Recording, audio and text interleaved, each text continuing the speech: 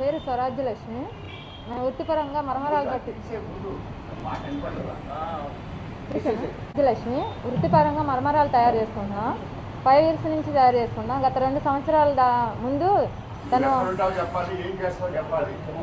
మాది నల్లబాడు రోడ్డు కృపా ministry church పక్కన సార్ మేము మరమరాలు తయారు చేసుకుంటున్నాం. గత 5 years నుంచి చేసుకుంటున్నాం. 2 years ముందు ఒక అతను మా షాప్కి వస్తా ఉండేవాడు. అలా 4 days వచ్చేసి తర్వాత ఆగిపోయాడు. తర్వాత దొంగతనం జరిగింది సార్. దొంగతనం జరిగిన తర్వాత మళ్ళీ వచ్చాడు వారం తర్వాత.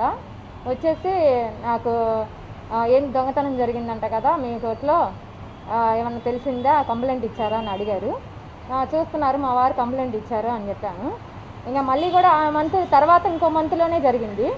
మళ్ళీ కూడా అలాగే వచ్చి అడిగాడు. మళ్ళీ దొంగతనం జరిగిందంట కదా, ఏం చేశారు, కంప్లైంట్ ఇచ్చారా, దొరికారా, ఎవరైనా పట్టుకున్నారా, అది ఇది అని అడిగారు. లేదు చూస్తున్నారు, మా వారు వెళ్తున్నారు వస్తున్నారు అని చెప్పాను. చేతగాని వాళ్ళే ఏం తెలియదులే, నేను చెప్తా, వైసీపీ నాయకుడిని నేను, మద్దాలకి తెలుసు, అప్పిరెడ్డి గారు తెలుసు నాకు, నేను చూసుకుంటాను, వాట్సాప్ నెంబర్ ఇచ్చి ఆ ఫోటోలు పెట్టండి అని చెప్పి అడిగారు. అడిగితే నేను సరే చూస్తారేమో అని చెప్పేసి సాయం చేస్తారేమో అని చెప్పి వాట్సాప్లో ఫోటోలు పెట్టాను. ఆ తర్వాత నుంచి అలా మాట్లాడడం, ఫోన్ చేసి వాయిస్ రికార్డులు మాట్లాడడం, అలా దగ్గరగా మాట్లాడడం, మీరు చేతగానోడు, దేనికి పనికిరాడు, రమ్మంటే రాడు, ఎక్కడికి, అది ఇది అని చెప్పి మాట్లాడతా నన్ను దగ్గరగా మాట్లాడి అలా లొంగ తీసుకొని ఫోటోలు తీసుకున్నాడు సార్. బలవంతం చేసి ఫోటోలు తీసుకున్న కాడి నుంచి ఇంకా తనకి నచ్చినట్టు చేయాలి అని చెప్పేసి అలా అడిగి అన్ని రకాలుగా ఫోటోలు తీసుకున్నాడు.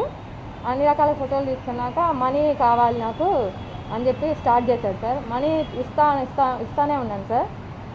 సరే అని చెప్పేసి చూస్తారేమో కనిపెడతారేమో అని అలా మనీ అడగంగా తను ఉండకూడదు ఇంకా మన ఇద్దరి మధ్యలో అని చెప్పేసి తన మీద హెరాస్ చేయడం, నేను మనీ తక్కువ అవుతుంది, నా వల్ల కావట్లేదు, నేను అప్పుల పాలు అవుతున్నాను అని చెప్పి అన్నా కానీ లేదు మాకు మనీ కావాల్సిందే అని చెప్పి బలవంతం చేశాడు.